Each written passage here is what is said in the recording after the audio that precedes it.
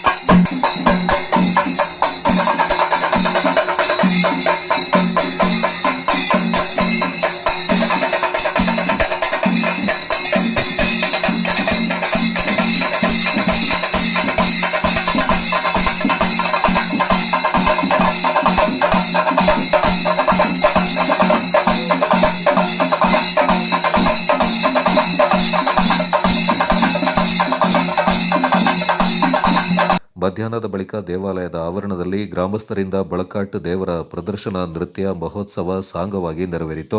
ಈ ಸಂದರ್ಭ ದೇವಾಲಯದ ಆಡಳಿತ ಮಂಡಳಿ ಅಧ್ಯಕ್ಷ ಕುಲ್ಲೆಟ್ಟಿರ ಶಂಕರಿ, ಕಾರ್ಯದರ್ಶಿ ಕಂಗಂಡ ಜಾಲಿ ಪೂವಪ್ಪ, ಆಡಳಿತ ಮಂಡಳಿ ನಿರ್ದೇಶಕರು, ಊರಿಂದ ಪರವೂರಿಂದ ಭಕ್ತರು ಆಗಮಿಸಿದ್ರು. Kodagu channel news, Duggala Sadananda, ದಾಪಕ್ಲು.